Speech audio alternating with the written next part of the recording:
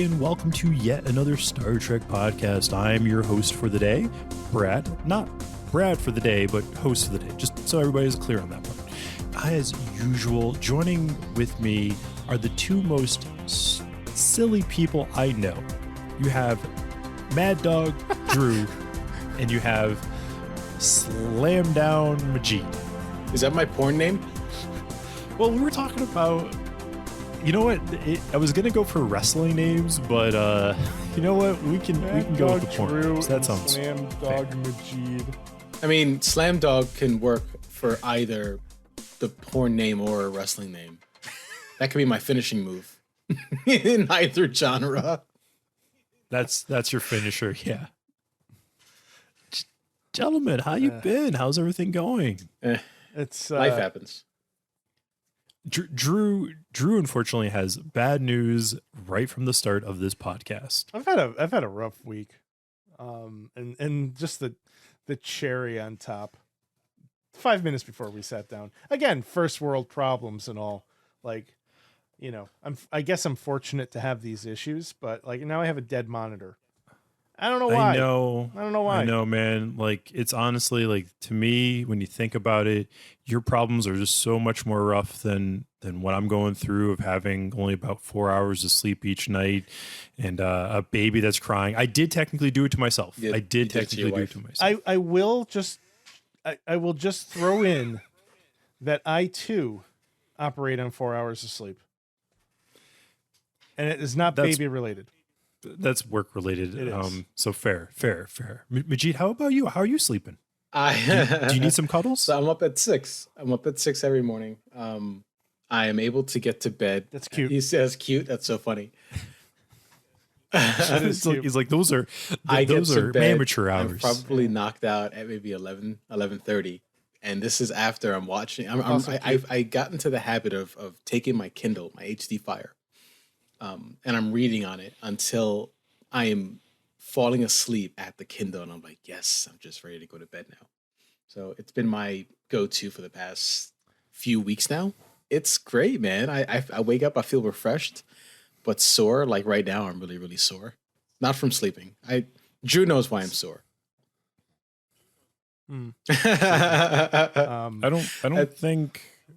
I don't think Majeed is allowed to really make comments on this topic anymore, Drew. Yeah. I mean, so just as an example, right? I go to bed at 8:30 at night to wake up at 2:30 in the morning to be at work for 4:30 in the morning. Last night I was so tired. I got home from work because I got stuck in traffic.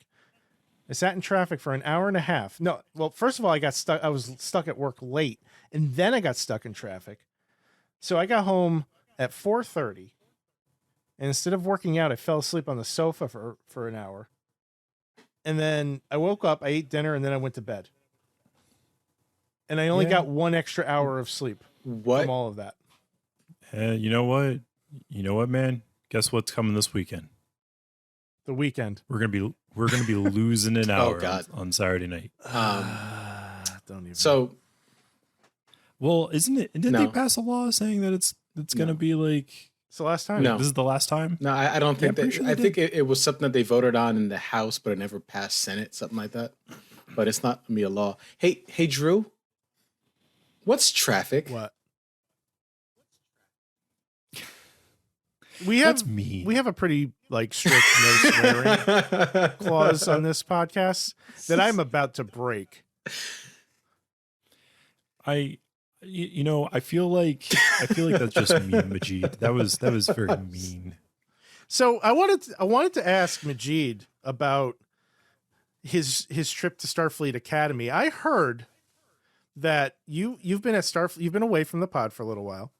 You went to Starfleet Academy and they kicked you out because you tried to take an upper decker in one of the bathrooms. They had it coming. They had it coming. God. Oh, that's probably the worst thing to say is for the justification of doing something illegal is they had it coming. I'm sorry. I'm sorry. They didn't have it coming. It was all my fault. The lights, it was dark. So it was so what you're no, saying no. It is you was did it on dark. The lights purpose. were out, and I'm like, oh, okay, cool. This must be where it goes. This must be the place. This is the perfect spot. Um, Yeah, that yeah. admiral had it coming. True. I have a Yeah. It's I the have a perfect question for toilet. you. I've been thinking about this Yeah. for a while, for the past few days. Do you shampoo your beard? Yes. Okay. Is it time for me to start shampooing this thing? I mean, it's never too early or too late to start taking good care of your beard. All right. So, follow-up question: do you use like Pantene Pro V shampoo, like restorative shampoo? I'm trying to come up. I'm trying to be like you. I use a formulated shampoo for beards. That sounds Like- expensive. I thought it was too, but the amount that I actually use in every shower, it stretches the bottle pretty thin. All right. Well, can I borrow some? I can buy you a bottle. Oh, you're so nice. I know. Uh, I got it at Target. Target. Is that what they call it in Georgia? Yeah. That's like the fancy way of calling it, Target. Brad, I hope one day you're allowed legally to grow a beard inside your own household. I actually just shaved. Like I shaved everything today. Everything you say. Yeah, everything. Nice. You might think because of the hair, I'm really hairy. Nope. Shaved. That's a reference that only like four people will get. Gentlemen, I think it's time for what most of our listeners tune in for. they just heard it. They literally just heard it. Right. Now they Right. check out. Right. Have you looked at our so- at our retention stats? This is the part where they 6 stop minutes. listening. 6 minutes cut off. Franks Got and it. Wayne will cut out. That's it. Basically. They're done.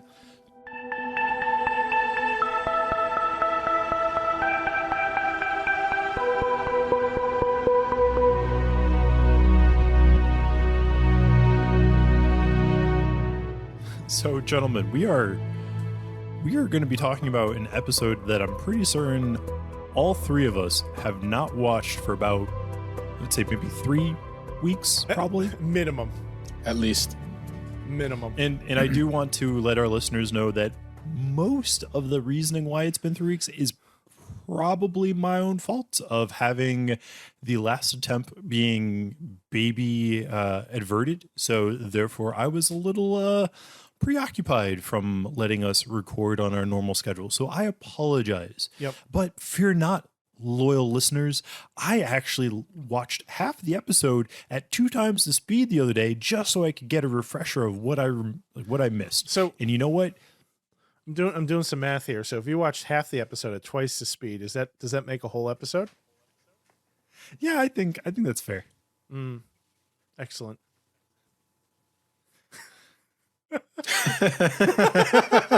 All right. It's such a great visual image. Just having you watch it. Did you have subtitles on too? No, it was just a chipmunk, Kirk and Spock. Oh boy, those Klingons sound great in double speed, don't they? Oh, it's funny. I was expecting it to sound a lot funnier than it really ended up being, but it actually turned out pretty decently okay. I also like to give credit to the 1960s quality audio.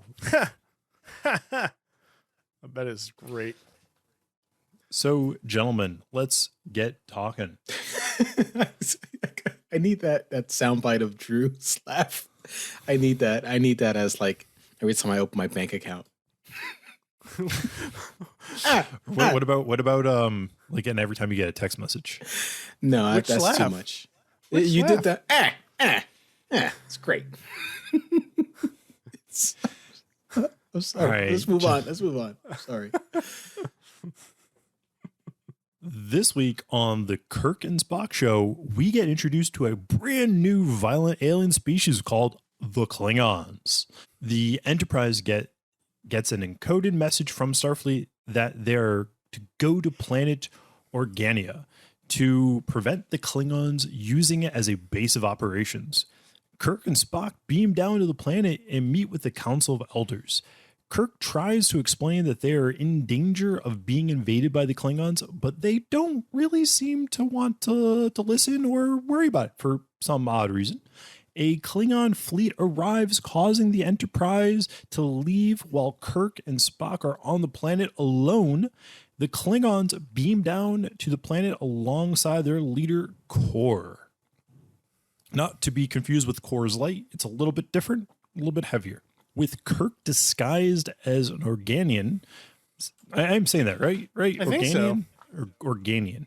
When you say Organia, I think Trader Joe's. Organic. With Kirk disguised as an organic citizen. He is non-GMO. Non-GMO citizen. And Spock as a Vulcan merchant, the Klingons begin to occupy the planet. Oh no, the Klingons have mind scanned Spock to see his intentions, but they discover nothing because guess what? Spock's mind is empty. Or maybe the thing doesn't actually work. Who knows? After failing to get the Organians to rebel against the Klingons, both Kirk and Spock devise a plan to destroy a Klingon ammo dump. Kirk is confronted by the Council and he admits taking action. However, Kor has the chambers under surveillance and learns everything. Kor takes both Kirk and Spock to to a repeat dungeon of a previous episode that they're reusing for this episode. And the Organian leader, Aelborn? I don't know how to pronounce that guy's name. Airborne. That sounds like an elf. He's an elf. We'll call him the elf. The elf guy rescues them. Yeah. He rescues Kirk and Spock. When asked about how they were rescued, the Organians gave their favorite mafia answer. Don't worry about it. When Kirk finds out that the two... Do that again? Don't worry about it. Okay, don't ever do that again. Actually, I thought it was good. The second time it was bad. And you know what? You better be careful, man. You may start waking up with the fishes. You don't know. I thought you sleep with the fishes. I don't know. I'm mixing metaphors and totally pulling crap out of my behind. Is this how you throw Tony off the scent? Like by using bad accents? Totally. Yeah. Is that why you moved down south? What is this? It's Woodsack. I told you like years ago. So when Kor finds out the two escape, he announces that he just killed 200 Organians and will kill 200 more if they're not returned. But still, the Organics don't really care. Yep, I said Organics. I said that on purpose. Don't think otherwise. Don't at me, bro. Our dynamic duo, Kirk and Spock, attempt a suicide mission to attack the Klingon base of operations. The two make it to Kor, but as they do so, the Klingons rush in to stop them. However, everyone's weapons seem to be too hot to handle, and our favorite elf walks in to explain that he is putting an end to violence and that he not only stands in front of them, but on their respective home planets advising this. He states that while they may be enemies now, in the future they will become close allies, as seen in Deep Space Nine. The big reveal of the Organians have evolved over millions of years, and they are truly energy beings, despite being a very humble, old-timey village type thing. Both Kirk and Kor part ways, not knowing what the future holds. The Klingons seem cool. I kind of wonder if we're ever going to see them again. Probably not. To sum up this episode, Kirk attempts to start a war between two alien species, Spock becomes a merchant, and Kirk gets schooled on how to do peace. Oh, that Kirk, always trying to start a war. So gentlemen, that episode was an episode, wasn't it? That was an episode. So let me tell you how Star Trek-y that episode was. I've watched other episodes, right? Obviously, right? As part of my homework for the pod. We've watched other episodes, right? I hope. I don't remember all the episode names, but I remember some of the plot points. I can't remember many plot points, many good or significant plot points from this episode. It just didn't stand out. It was just an episode to me. Like it was filler. So what about the premise of it as a whole? Is it something that felt new, or was this kind of like something that felt very, been there, done that kind of attitude? Well, I mean, I think the premise was original up to this point, but it just wasn't executed necessarily all that well. Like they brought in these Klingons, and this is the first introduction to them, and they are supposed to be the big bads of the original series. And there's like, but I don't know that they knew what they wanted to do with them. Are they cerebral, or are they, these warriors that are just capable of doing any kind of damage they want to, like they're combat experts. It's really kind of unclear to me in this episode what they were going for. And then the Organians, who just don't seem to give a crap about anything because they're just basically God beings, So I think that was probably the one thing that really bugged me about the episode is the Organians. Like the Klingons were fine. It's the Organians that kind of made the episode not be as great as it could have been, because there was. Go ahead. No, I was going to say. I mean, I thought we met the Klingons before. Didn't they have that invisible ship? Those are Romulans. That was a Romulans. Jinx Yomiko. Oh, is that racist? Sure, because that's technically aren't the Klingons? It's technically also like cousins. No, it's the Vulcans. The Romulans and Vulcans are cousins. The Klingons. So this is just a case of 1960s makeup really just not living up to its end of the deal. They explain it though in Deep Space Nine. Well, they choose not to explain it. Worf is like, we don't talk about that. Pretty much, yeah. But yeah, no, the Klingons are supposed to be like the menace.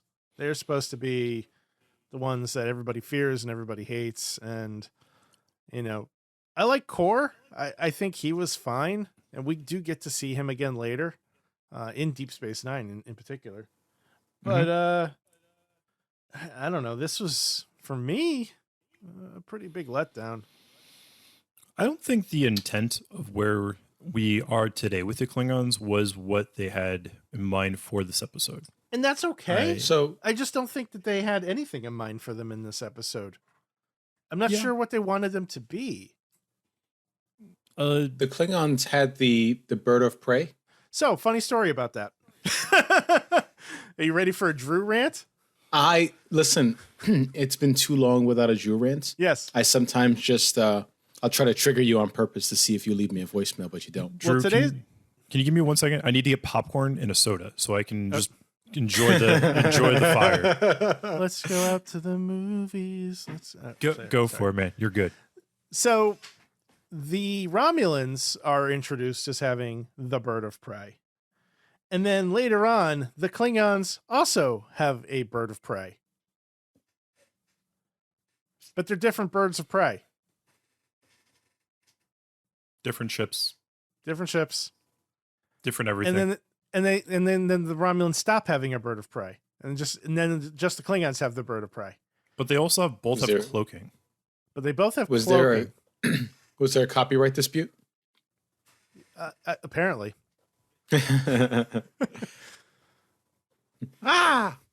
So sorry. Stomp, clap, stomp, stomp, clap. Thank you for getting the reference. You said bird of prey like 3 times. It took me a lot of willpower not to say Okay. Sorry, Brad. So I don't really know what else I expect from you two. I mean, you just got a bulk of it, so. I mean, I just want to also point out that Brad just happened to mention that it was explained in Deep Space Nine.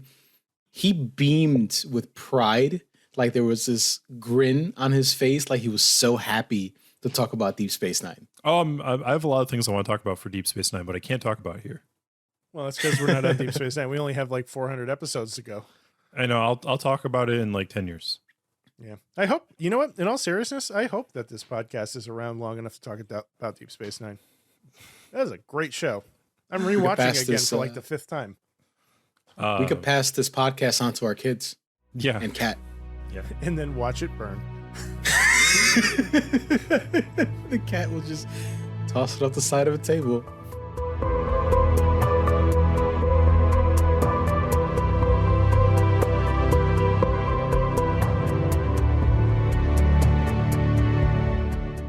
So Majeed, from your perspective on the Klingons, was this what you kind of expected when you think of Klingons from your current modern day exposure of them? Oh, buddy, I had no modern day exposure. Oh my God, actually I do. No, that's a lie. Discovery, yep. right? Season 1. Speaking of which, R.I.P. Discovery. Yeah. Season 5's ending it. Yeah, I don't know much about the Klingons. I know more about the Romulans because of the Kelvin timeline. So did you watch season 1 of Discovery? I did. So you know, and I didn't like season 1. So I didn't love it. You probably don't remember anything of the Klingons from season 1 because they were in the entire season. They were like the driving point. Wait, those were the ones that were always like fighting amongst themselves to kill each other? Yep. Yep, that's correct. Oh, no, I didn't care for that. Season 1 for me was Lorca. It was all Lorca for me. The Lorca and then show. season 2. I would concur with that. Lorca was just wonderful. And season 2 was all about Zadie Pike. Like, that's it. Those were the highlights for me. I'll forgive you. I'll forgive you for not remembering any of that because, quite frankly, those are the 2 things that most stand out. I'm not apologizing. I don't need I don't need you to accept my apology. I don't need your forgiveness. Okay. But will you apologize for the upper decker? Moving back on. It was an accident. How can it be an accident? So Brad said move on. Let's go back to the episode here and let's talk about those wonderful fake identities that Kirk and Spock kind of tried to attempt to pass. The Kirk Organian and the Spock merchant. What were their names? I gotta find this. I remember. Barriner. His name is Barriner. Did they even try to cover his ears? No, because he was supposed to be Vulcan still. Yeah. Okay. All right. And you know what is funny? Like this entire episode, none of it like was the other cast. Everybody was like, "Oh, the Klingons are here. We're out. Peace." And nothing happened in this episode. no, it wasn't. I think you know what. Honestly, I think the biggest problem I have is really just the Organians and like their godlike abilities. And from watching these episodes, it seems time and time again they fall so heavily on these godlike beings to be pivotal points, so that it's like at the end of the episode nothing happens. So therefore, there's no consequences for the next episode to really having to address. The Organians were posited in a way that basically made them seem like they didn't care about anything that was going on and that they couldn't be bothered to deal with anything that was happening. So ultimately, when they just changed into their true form and snapped their fingers and fixed everything, none of it mattered. Yeah. And I think there were no stakes. The stakes were so manufactured by Core and Kirk, but the people that actually mattered didn't care. Because nothing that they did actually have any consequences. Exactly. Like there was never any danger to them. And like, didn't even like, they showed, instead of like just coming right out and being, well, I guess the story would have just ended if they did that. We're like, hey, we're gods. We're not worried about you. And then roll credits. Yeah. And like, to me, that was probably the biggest detractor towards it. And then, you know what? Another thing that kind of really, I don't know if it was like, it made me upset or what, but like Kirk was trying to intentionally start a war between the Klingons and the Organians, like get the Organians to fight back. And like, when's the last time he had blood in his hands? like to me, like I think that's a thing that I really disliked about this episode is that it showed like Kirk is very violent. If you think about because there was a scene where it's like Kirk just like passes by a Klingon and like the Klingon doesn't give a crap, and so he bumps into Kirk, and then like Kirk's like Spock has to push him back and be like, "Yo, dude, chill. It's not worth your kind of time." And Kirk is like ready to start a fight. I've been trying to tell you this since episode 1, since Kirk wanted to fight Charlie X, since Kirk just wanted to fight the Gorn. Like, he is bloodthirsty and he won't stop. He needs to be stopped. But listen, I digress.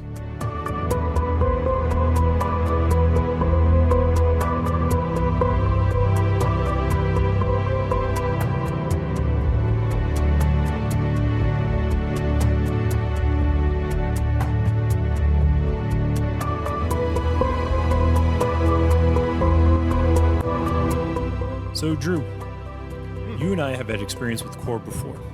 Yes. And this is our first experience with him. From what you recall in future episodes, is this how you envision him in this one? This is not the Darhar Master.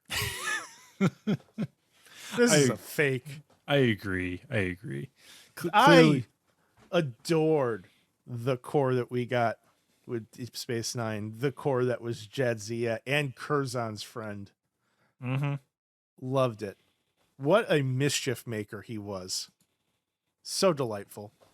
And such a true warrior spirit. This guy, what a jabroni. That's what The Rock used to say. Who? Sorry. Dwayne The Rock Johnson, the greatest wrestler ever in mankind. Never heard of him. I've heard of Mankind, though.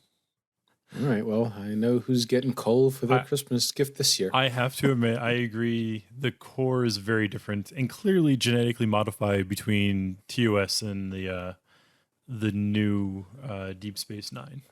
Look, man, steroids? We don't talk about that. I know we don't. It doesn't exist. We don't talk about that. But I mean, like, makeup jokes aside and all that stuff. Yeah, I mean, look, I'm willing to be a little bit loose with a character that was, written 45 to 50 years prior, well, so let's see here. This episode was 66. DS9 ended in 97, right? So those episodes are probably like around 95. So yeah, like 30 to 35 years later, right? They bring this character back. Thinking about the reversal, because we see in Strange New Worlds where we see other characters brought back, like Chapel and Banga, and I love that type of reversal. And to us, I think when we saw Core in Deep Space Nine, we probably didn't get that necessarily the same homage to it, and so I think there is some level of respect towards it. Yeah, I mean, if you and I had seen this before we saw Deep Space Nine, if this were a memorable episode and a good one, and one that inspired nostalgia, then yes, I do believe that we would have been nostalgic for this character. So Deep Space Nine takes place before TOS? No, it's much after. It airs. It takes place concurrently with the end of Next Generation and the beginning of Voyager. So those three shows are essentially one continuous timeline. Okay. Follow-up question, Drew. You mentioned, you said makeup aside. That triggered me. Was there blackface in this episode?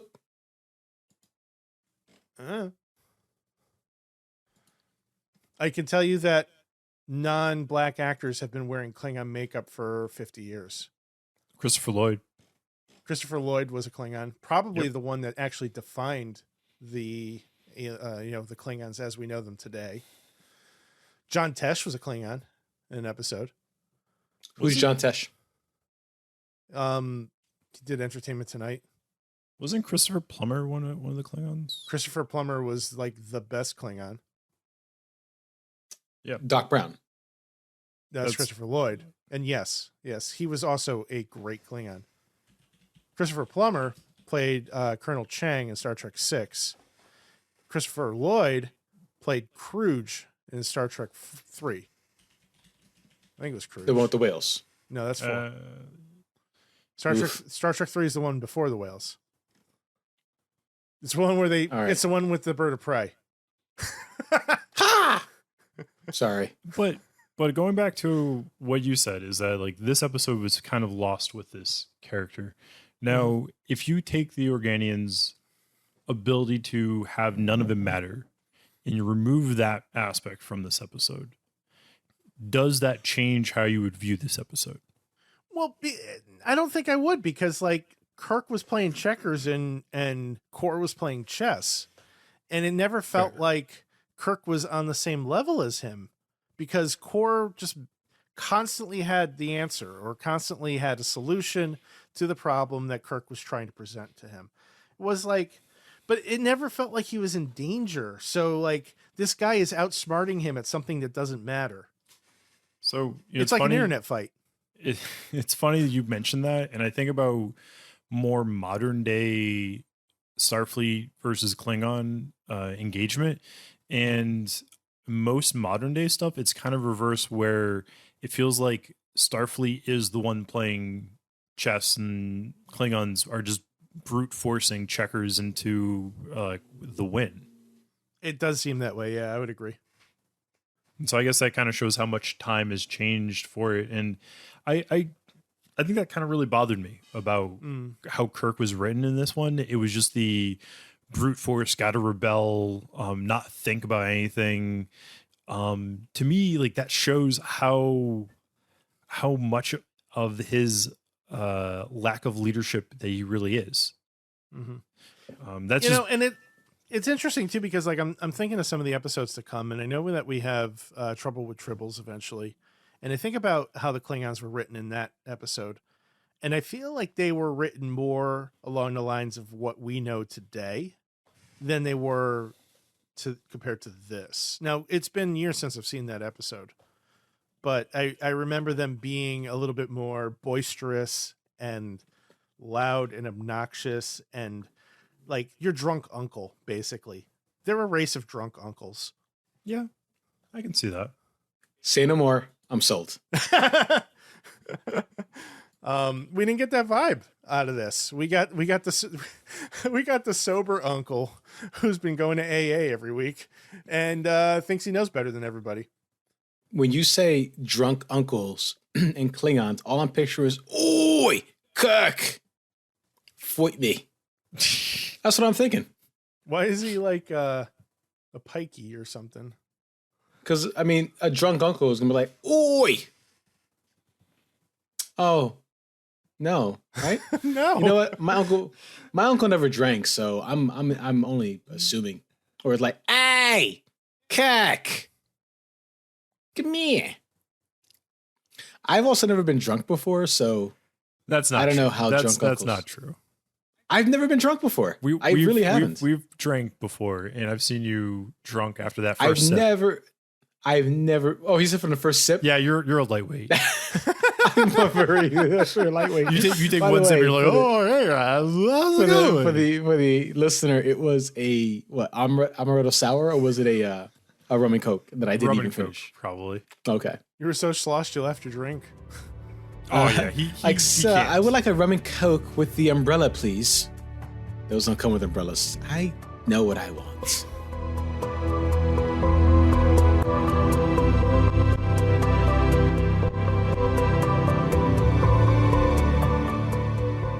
So, gentlemen, anything else you wanted to chat with about this episode? No. All right, so let's move on to our grading. So, Majeed, can you tell me how many red alerts, 1 through 10, 10 being the absolute best? We're not doing this. Nice. We're not doing this. Nice. No. He's hosting, Drew. Let him have his moments. Please, Brad, continue. And demerit, Drew. Could you do me and the listeners a favor? and give us your wonderful rating, preferably after the explanation, to bait along their guessing. Bait along? Oh, bait along. I thought you like, I don't know. I thought you said somebody's name. Anyway, so this episode, again, we watched 3 weeks ago, or however long we watched. And the only thing I remember about this episode is the potential blackface. That's the only thing I remember, is the makeup and the fact that they also didn't cover Spock's ears. I've watched other episodes, right? We watched other episodes where Kirk was, oh my God, Drew, which one was it with the Romulan bird of prey? Balance which was of like Terror. the Balance of Terror was fantastic. That was a good episode. You know, I remember details about that episode. The one with Ricardo Montalban. Space Seed. Ricardo Montalban. I remember details about that episode, and we watched it months ago. I don't know anything other than the bad stuff for this. So, you know, it's a pretty low score for me. I wish I had Airtable in front of me so I can tell you which was my lowest one and then go like a 0.5 lower. But I'm going to go with a 3 on this episode. Your lowest one is the Return of the Archons, and that was a 2. That episode was terrible. That episode was so bad. That was actually all. I mean, but they're not all winners, right? No. Well, the thing that I've seen with this series thus far is you have the highest of highs, and then it's a pretty steep drop after that. You know, like the rest of these episodes, you get an episode like Space Seed, and we gave that basically a 10 as an average. Like Brad gave it a 9, and you and I gave it a 10. Balance of Terror got a rounded average of 8.5. So like these episodes that are hitting hard, the Menagerie Part 1 even got a high ranking, but after that it starts to like kind of drop, fairly significantly, and the ones that are just not of the same quality are really low, Yeah, like there are some episodes that I'm looking forward to. City on the Edge of Tomorrow, Forever. City on the Edge of Forever. Thank you. The one where Spock fights Kirk, and you're like, do do do do do do do, huh? I suspect that one is probably infamous for the worst of reasons. I suspect, but we'll find out together. And Brad will be there. So Drew, what about you, buddy? How many points below 5 are you gonna give? I mean, I feel like a 3 is pretty spot on, actually. I don't really have much to add on what Majeed was saying. Like, I'm okay with writers figuring out a species, but like they were so off base with this, and it's almost as bad as how the Ferengi were originally set up in Next Generation. As being like this, like just fearsome race, but they were so ridiculous that people just laughed at them. They were just a joke. They were just a joke, and it took them, years before they spun it into a joke. I don't think we're going to have to wait that long for the Klingons to kind of find their footing. We'll get a better look at it, next season, I think, with, I think Trouble with Tribbles is season 2, if I'm not mistaken. And I'm not sure if there's any other Klingon episodes in between. But I was excited to see Kor in his original state, and this was just really a letdown for me. So, I got to go with the 3. Okay, that's fair. Thinking about the episode and recently watching it at 2 times the speed, quite honestly, like the if it wasn't for the Organians and if it wasn't for Kirk trying to start a war between 2 species, and it wasn't for Kirk doing everything else, it would have been a good episode for me. So if it weren't for the 3 things that summed up the entire story, it would have been a good story. Yeah, essentially. But but unfortunately, I'm actually like, I have to agree with both of you. I'm at a 3 for this as well. It to me, it just, because there is these, if it wasn't for this, it wasn't for that, which was a huge part of the episode, it's it drove down the episode for me so much. Yeah. And it had a lot of opportunity. It just, like you said, the stakes didn't matter. Kirk was the aggressor. He was playing checkers while they were playing chess. It was like all these things that just didn't make any sense. And honestly, I think the more times we do these episodes where it's just like Kirk and Spock or Kirk and McCoy and it's just them, the less I don't know, the less appealing these episodes tend to be for me. Yeah, like it's becoming painfully obvious that, like, at least in season 1, the rest of the cast doesn't matter.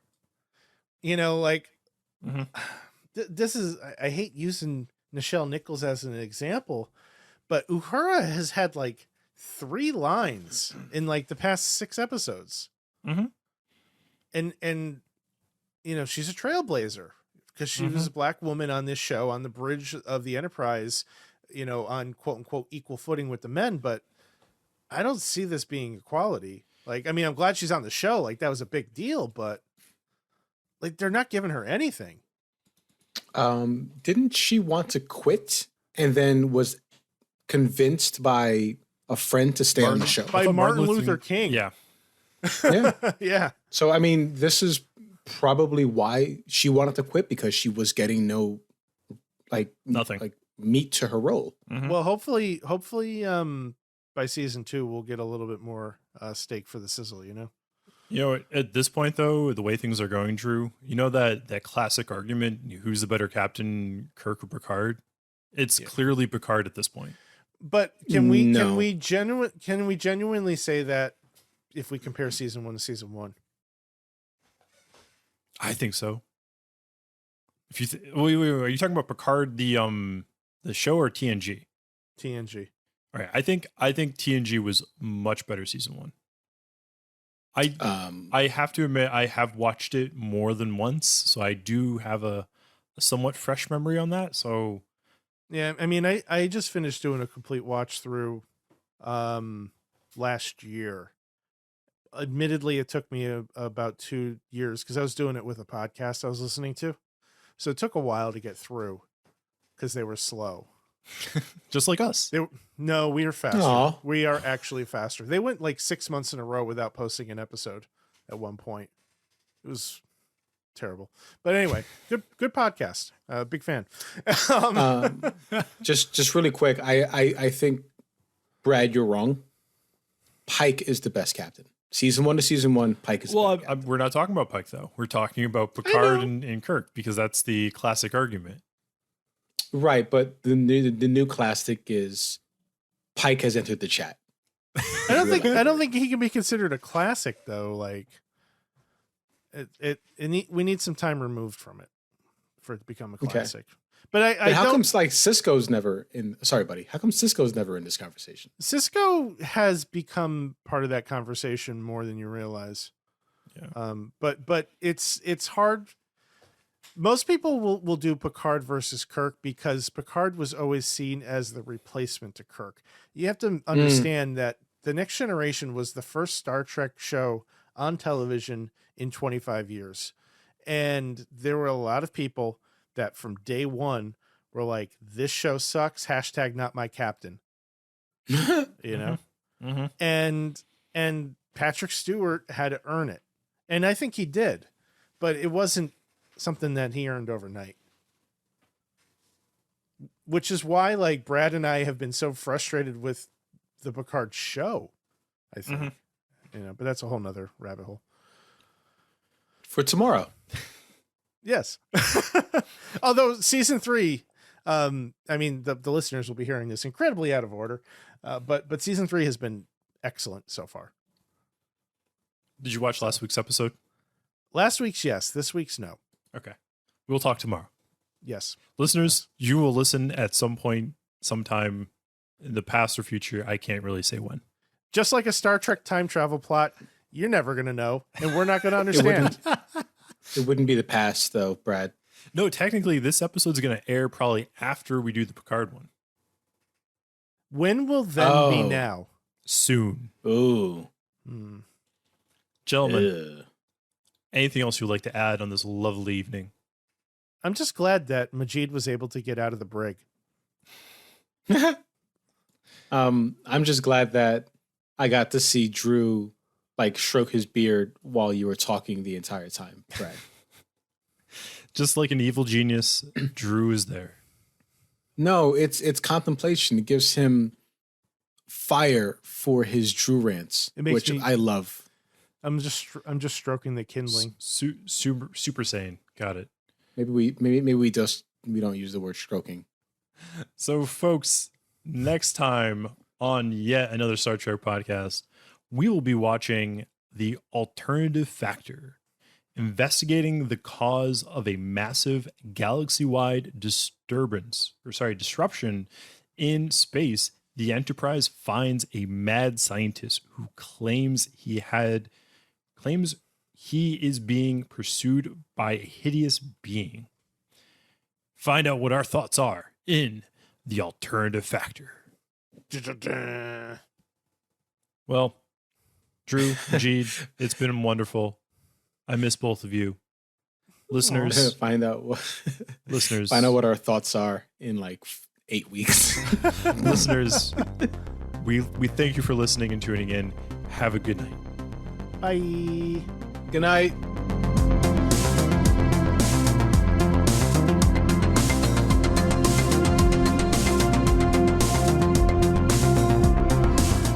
Thanks for listening to yet another Star Trek podcast. We're a part of the Retro Sessions Network.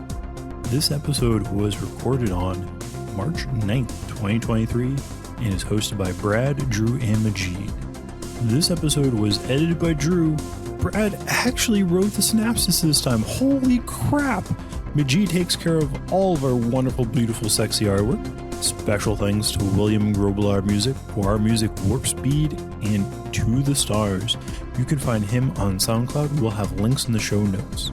Also, special thanks to George Rattau for the additional artwork. He made us look like lower deck characters. Hit him up on Fiverr and you can too. We'll drop links for him as well in the notes too.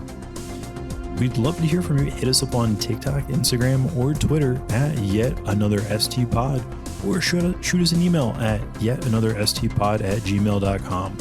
We've also got a Discord room. Come on over and chat with us sometime. Next week, we will be watching The Alternative Factor. Watch along with us on Paramount Plus and let us know what you think of the episode. Drop us a review on Apple Podcasts, Spotify, or wherever you get your podcasts from. It helps the show, and we truly appreciate it. Thanks for listening, and have a good one.